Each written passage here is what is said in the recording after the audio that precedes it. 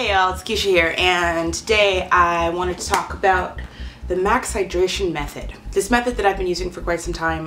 It's been about, I guess, like maybe 6 months or something, 5 months, I don't know. It's been a while. And the quality and health of my hair has improved so much from doing it that I've been wanting to do a video about it for a while, but I wanted to be sure that it actually works and that I'm really invested in it. It was created by this woman. Her name is Pink Cube. She has a website now for the actual method that she set up. There are a lot of rules for this method. It's got a lot of rules. You do not have to adhere to the strict guidelines. Everyone's hair is different. Everyone's hair responds differently to things. So the best thing to do is to experiment. I have experimented. This is what works best for me. If your hair texture is very similar to mine, this might help you. Today's video is definitely a simplification of everything, because when you first look at it, you're just gonna feel overwhelmed. I mean, I definitely felt overwhelmed when I first read it. I was like, oh my god, this is intense. Like, I don't know if I'm even in the mood to take on all this intensity. I just thought it would be a lot easier to just give a basic breakdown based on what I do by showing what I do, to offer some insight into how to actually go about this method. What is the max hydration method? It is basically a routine that you follow that is there to ensure that your hair absorbs as much moisture as humanly possible. If your hair is low porosity like mine is, it takes a lot for your hair to absorb moisture properly. If your hair is high porosity, basically it just absorbs it in a flash. If you're not sure if your hair is low porosity or high porosity, the best thing to do is to give it a test. The test is pretty simple, it's very easy. Grab a bowl, fill it with some water, and take a strand of hair. I like to just pull hair from a brush or a comb that I've used in the past. Just drop the hair into the water. If the hair floats on the surface, then it is low porosity. That means it's not absorbing the water, and so that's staying on the top. If your hair goes immediately down to the bottom of the bowl, that means that it is high porosity and it just soaked up that water and dropped down. Knowing if your hair is low porosity or high porosity will help you decide if that max hydration is even worth it for you. For those of you who have high porosity hair, this might be a little too much moisture. And sometimes when your hair is overhydrated, that can actually cause fragility and breakage. So it's something you want to be sure about before you even bother with it. If you have low porosity hair, you can see why this works really well, because the hair needs as much moisture as you can give it, and if it's not inclined to absorb moisture, it's just gonna always struggle with being as healthy as it can be. What tends to happen from this is that the curls relax a bit. Not like a lot, you're not gonna it's not gonna change your texture, but it is gonna make it softer and healthier and shinier, and which results in basically a softer curl pattern. The hair falls better, it just looks better, it feels better. There's a list of products that you should and should not use. I'm not going to get into all of that on here. Again, this is a simplified version. I'm only going to talk about the ones that I use and the method that has worked wonders for me. One of the biggest rules is that you have to wash your hair like twice a week, basically every 3 days. Conditioner doesn't last in the hair much longer than 3 days. The benefits of the conditioner doesn't last in the hair much longer than 3 days. So you want to make sure you're always replenishing the hair, getting that hydration back in as often as possible. Prior to the method, I had already realized that washing my hair every 3 days is what my hair prefers. It just gets really dry and really brittle after 3 days. It kind of fit really well with my natural routine anyway. For those of you out there who only wash your hair once a week, this can be definitely a challenge to start washing your hair twice a week. I would suggest that when you're starting out to at least do the first month, sticking to the regimen of every 3 days. After that first month, the hair becomes so much healthier and softer and just hydrated that you can get away with spreading it out a little bit. Washing is a big part of it.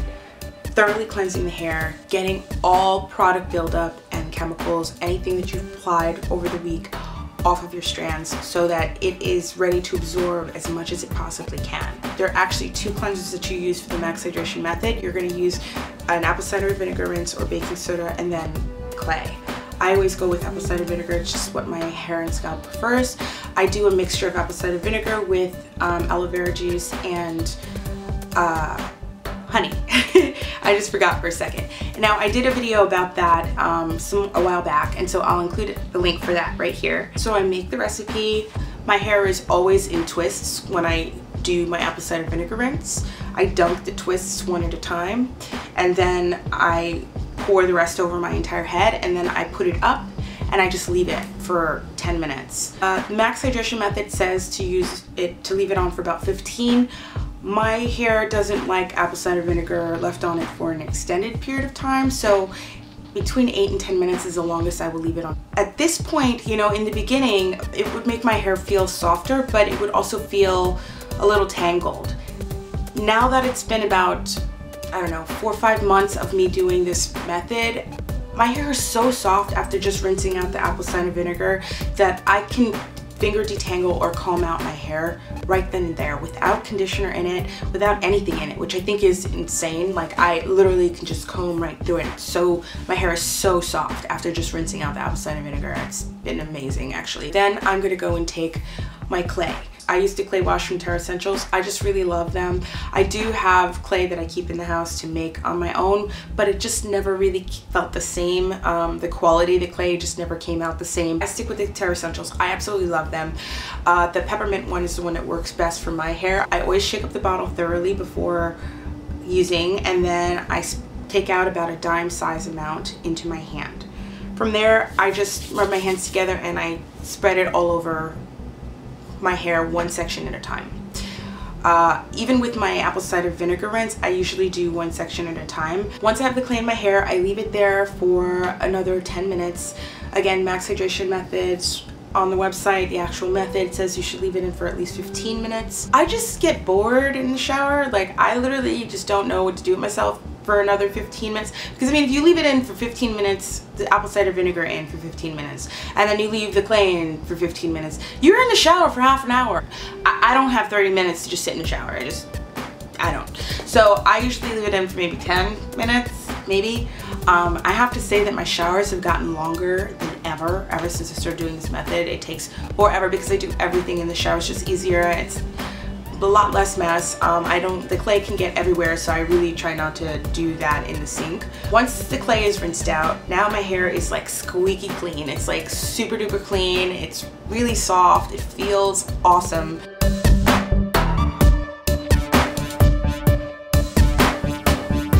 Once the hair is thoroughly rinsed and cleansed, we're then gonna add conditioner. I love conditioners that have protein in it. Protein just breathes life into my hair. If you don't like protein, there are other options. Again, the website lists a lot of options that follow under the rules of the method that you can use and try out and see what works for you. I talked about this in my previous video. I've been using Shea Moisture's Manuka Oil Fig blah blah blah community conditioner. It's awesome. I love it. It's amazing. Seriously, it's just amazing. I put that on my hair on the ends. By this point my hair is pretty thoroughly combed out. Everything's in sections, and I put the conditioner in, and then I put all of it in I like pile it all on top of my head, and I put a cap on. This time I try to leave it in my hair, the conditioner in my hair, for as long as I can. So I usually go about 15 minutes. I have sections of hair that are just so distinctly different. My crown is so unruly and just doesn't want to cooperate, and I have a lot of breakage in that area. I tend to get the worst breakage on my crown. So usually I apply my conditioner to that part of my head first because I want the conditioner to be there the longest. So I always start at the top and then I work my way around according to the least healthy to the healthiest part of my hair. This side of my hair, lower right side, is the healthiest part. I don't know why. It's just the happiest. I could do the least of that section of my hair and it just thrives. I usually have to cut an inch off on this side regularly because it grows so much faster than the rest of my head.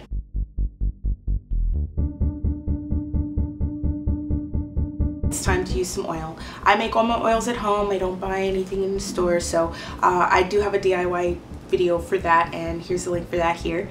And so I grab my oil, I take the twist out, I apply the oil, I gently comb it through, I twist it back up.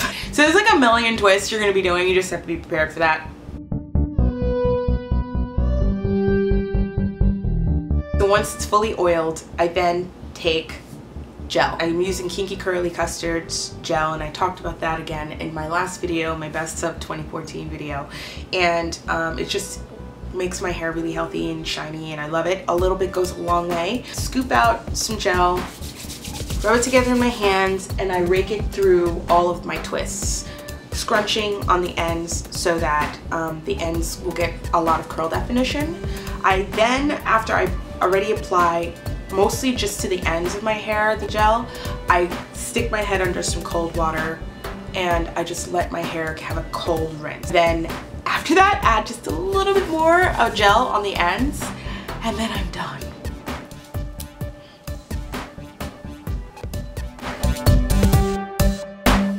So that's the whole method. And you know, I have to say that I've experienced a lot more curl definition in my hair. I keep saying it again and again, shine, shine, shine. It's so much shinier and just softer and easier to manage, and I don't have, when I comb it out, it doesn't, there's a lot less tangles in my hair. I still get very knots, I get a lot of knots. It's just, I think that's just the nature of the beast. The longer your hair gets, the more knots you have. So I still get knots and I still have to cut them out, but I have less than I did before. And when I comb my hair, when I wash my hair, I have a lot less shedding. So my little balls of hair aren't as big as they used to be. I used to have really big balls of hair and I kind of freak out about it. Like, why is so much hair coming out every time I wash it? But now they're just so much smaller, it's so much less. And this has just been proof that my hair is doing a lot better.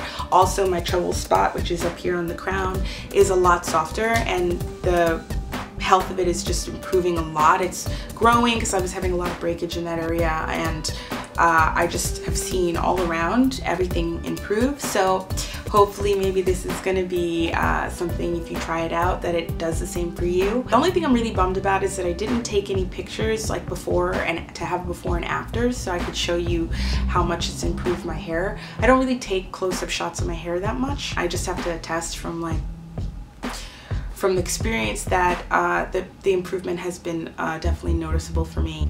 Yeah, other than that, I know that I'm not always posting videos. I'm working on it. I'm working my way up to like having more frequency. But in the meantime, you know, you can also, if you're just curious to see what I'm up to, you can always hit me up on Instagram at Nifty Keisha. I post a bunch of stuff there pretty regularly. I hope you guys enjoyed it, and I will see you next time. Bye.